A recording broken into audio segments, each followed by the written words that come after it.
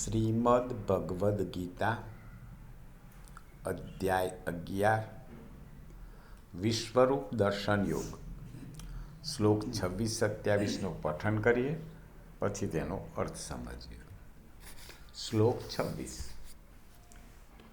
અમી ચ ત્વાં ધૃતરાષ્ટ્રસ્ય પુત્રઃ સર્વે સહેવાવનિપાલસંગે ભીષ્મો દ્રોણઃ સૂતપુત્રસ્તથાસો સહાસ્મદીયૈરપી યુદ્ધમુખ્યે.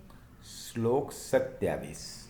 વક્ત્રાણિ તે ત્વરમાણા વિસંતિ દંષ્ટ્રા કરાલાનિ ભયાનકાનિ કેચિત લગ્ના દશનાંતરેષુ સદૃશ્યન્તે ચૂર્ણતે ઋતમાગે. અર્થાત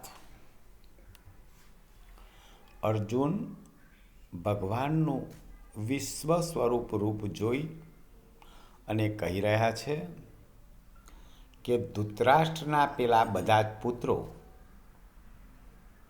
રાજાઓના સમૂહ સમેત આપનામાં પ્રવેશી રહ્યા છે.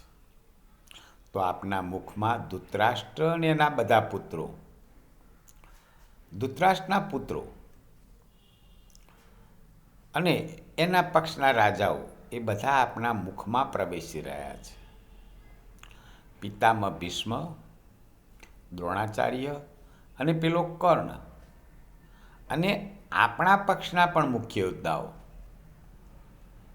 એક એક તેની દાઢોને લીધે વિકરાળ આપના ભયાવહ મુખમાં ઘણા વેગથી દોડીને પ્રવેશી રહ્યા છે.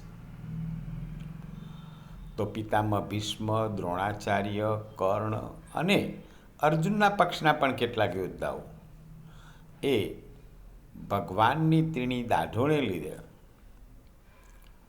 ઘણા વેગથી દોડીને એમના મુખમાં પ્રવેશી રહ્યા છે. અને કેટલાક તો ભૂક્કો થયેલા માથા સહિત આપના દાંતોની વચ્ચે પીસાયેલા દેખાઈ રહ્યા છે. આમ અર્જુન ભગવાનનું વિકરાળ સ્વરૂપ જોઈ અને એનું વર્ણન કરી રહ્યા છે. જય શ્રી કૃષ્ણ.